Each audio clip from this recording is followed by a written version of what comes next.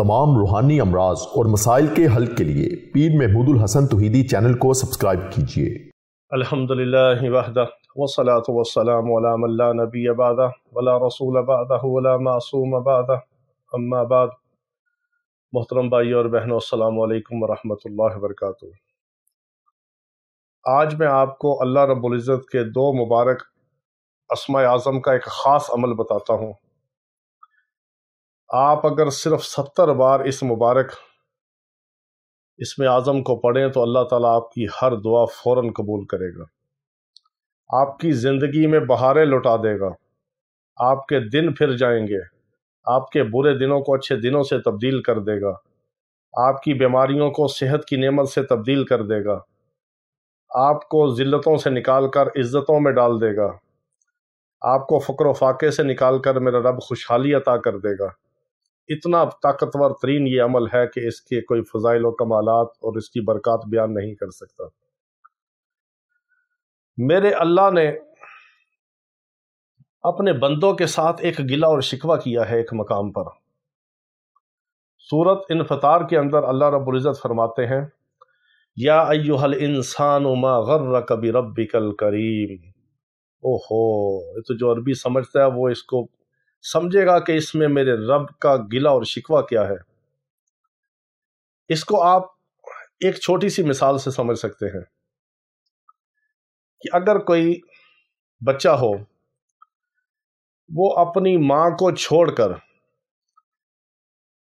माँ से दूर भागे, माँ को छोड़ दे, माँ से मुंह मोड़कर वो माँ की कोई दुश्मन हो या माँ की कोई ऐसी हो या कोई ऐसी सोकन समझ लें जिससे माँ का मुकाबला वो करे तो वो ज़ेब ना दे उसे,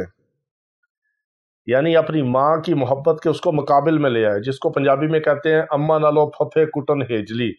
वो माँ को छोड़कर किसी फफे कुटन की तरफ चला जाए,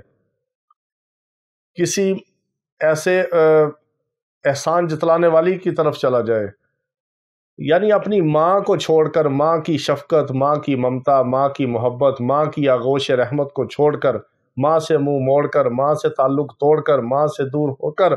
वो किसी और इंसान की तरफ, किसी औरत की तरफ, किसी मर्द की तरफ, किसी माँ के दुश्मन की तरफ चला जाए, तो जब वो वापस आए या वहाँ पर ही उसकी माँ उसको जाकर कहे कि ऐ मेरे बच्चे, ऐ मेरे लाडले, ऐ मेरे प्यारे, ऐ मेरे जिगर के टुकड़े, ऐ मेरी आंखों की ठंडक, तुम्हें किसने ये धोखे में डाल दिया कि तुम अब मेरी शफ़क़त और मोहब्बत से दूर जाकर मुझे छोड़कर तुम इनसे शफ़क़त और मोहब्बत और सब कुछ तलाश करते हो। उस माँ के दिल की क्या कैफियत होगी, क्या उसके अंदर एक दर्द होगा, क्या कर्ब होगा, क्या उसके अंदर एक शफ़क़त होगी, क्या मोहब्बत होगी, क्या उसके अंदर एक शफ़क़त और मोहब्बत का, प्यार का, उन्स का, ताल्लुक़ का एक एहसास होगा। तो मेरा रब तो 70 माओं से ज़्यादा मोहब्बत करने वाला है।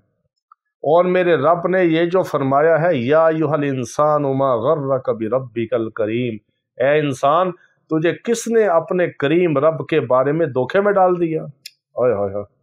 कि तू धोखे में पड़ गया,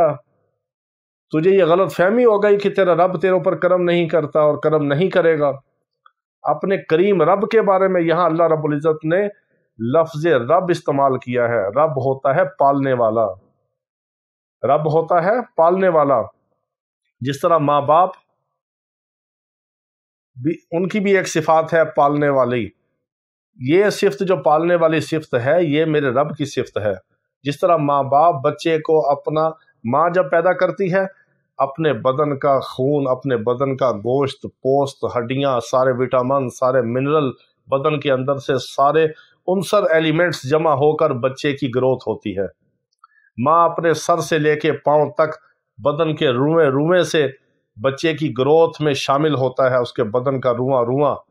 और फिर जब बच्चे की पैदाइश होती है तो 45 डेल तकलीफ होती है माँ को, यानी 45 डेल तक तकलीफ होती है।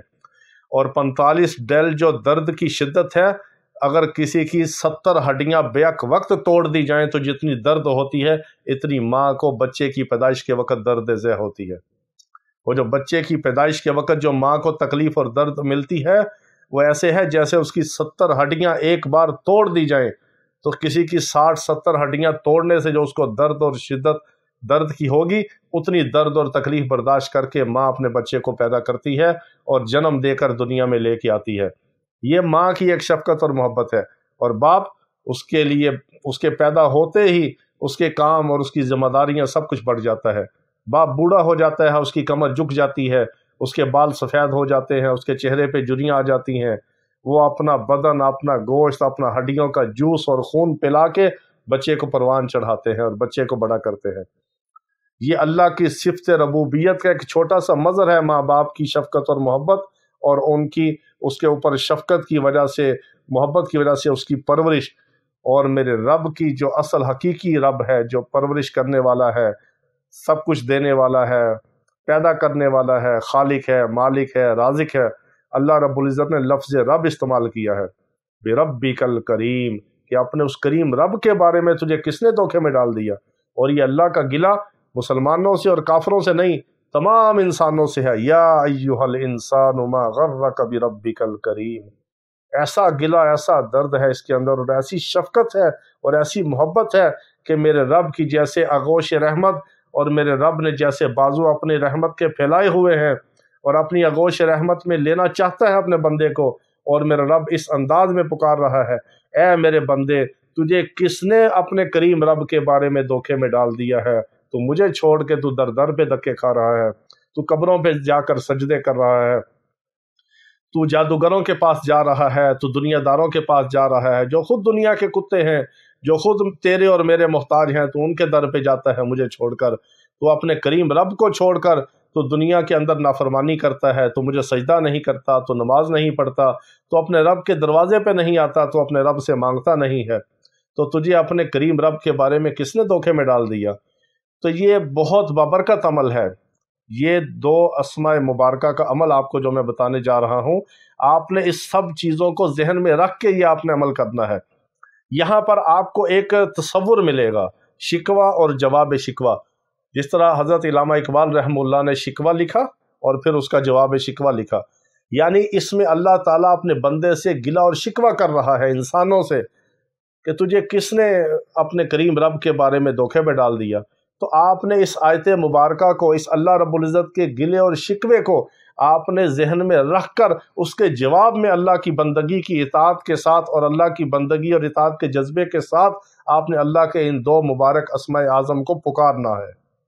اب آپ بات سمجھ گئے ہوں گے کہ اللہ کا شکوہ ہے، اس شکوے کو آپ نے اس کی تکرار کرنی ہے، اور ساتھ آپ نے جواب شکوہ، اللہ کے اس شکوے کے جواب میں آپ نے کہنا ہے کہ یا اللہ، میں تو تجھے نہیں چھوڑ کے گیا، اگر میں نے چھوڑا ہے تو مجھے معاف کر دے، یہ مجھ سے غلطی ہو گئی، بھول ہو گئی، میں دھوکے میں پڑ گیا، میں فوراً تیری فرما برداری اور اطاعت کی طرف آتا ہوں، اور تجھی سے ساری مدد مانگتا ہوں، اور تجھی سے آس امید رکھتا ہوں، تیرے اوپر ہی بھروسہ اور توکل کرتا ہوں، اور تیرے ہی در پہ آتا ہوں۔ اس نیت اور جذبے کے ساتھ آپ نے اپنے رب کو پکارنا ہے۔ تو عمل کیا ہے؟ کوئی وقت کی قید نہیں، کوئی جگہ کی قید نہیں، کوئی وضو کی قید نہیں۔ وضو سے پڑھیں بہت اچھا ہے، بے وضو پڑھ سکتے ہیں، قبلہ رخ ہو کے پڑھیں تو بہت اچھا ہے، جائے نماز بچھا کے پڑھیں تو بہت اچھا ہے، تنہائی میں پڑھیں تو بہت اچھا ہے، 2 رکعت نماز صلاۃ الحاجت پڑھ کے پھر رب سے مانگیں تو بہت اچھا ہے۔ اگر وقت نہیں ہے، جگہ نہیں ہے، وضو نہیں ہے، کوئی بات نہیں، رب کو آپ ہر حال میں پکار سکتے ہیں، وہ ہر حال میں سنتا ہے، دیکھتا بھی ہے، جانتا بھی ہے، قبول بھی کرتا ہے، وہ کسی کا نہ محتاج ہے، نہ وہ کسی کو جواب دہ ہے۔ تو آپ نے سورۃ انفطار کی یہ جو 6 نمبر آیت ہے، یا ایھا الانسان ما غرک بربک الکریم، اس کو آپ نے 7 بار پڑھنا ہے اللہ کی طرف دھیان کر کے، اور اس تصور کو اور ترجمے کو اور تفسیر کو اپنے ذہن میں مفہوم کو رکھ کے کہ میرا رب مجھے کیا کہتا ہے کہ اے انسان، تجھے اپنے کریم رب کے بارے میں کس نے دھوکے میں ڈال دیا کہ تو مجھے چھوڑ کے دوسری طرف جاتا ہے۔ اس تصور کے ساتھ آپ نے 7 بار اس آیت مبارکہ کی تکرار کرنی ہے۔ اول آخر درود ابراہیمی برکت کے لیے 3 بار 7 بار پڑھے تو فائدہ ہے، نور علی نور ہے۔ 7 بار آپ نے اس مبارک آیت کو پڑھ کے یا ایھا الانسان ما غرک بربک الکریم، اس کے بعد آپ نے 70 بار پڑھنا ہے یا رب کریم، یا رب کریم، یا رب کریم، کہ اے میرے کریم رب، اے میرے کریم رب، اے میرے کریم رب، میں تجھے چھوڑ کے کہیں نہیں جاتا، میں تیرا ہی ہوں، تیرے ہی در پہ ہوں، اور تو ہی میرا سب کچھ ہے، اور میں صرف تیرا ہی ہوں، اور میرا صرف تو ہی ہے، میں صرف تیرا ہی ہوں اور میرا صرف تو ہی ہے، میں صرف تیرا ہوں اور میرا صرف تو ہے۔ اس جذبے اور نیت کے ساتھ آپ نے 70 بار یہ اسم اعظم پڑھ کے جو دعا کریں گے میرے رب قبول کرے گا، اور میرے رب کی رحمت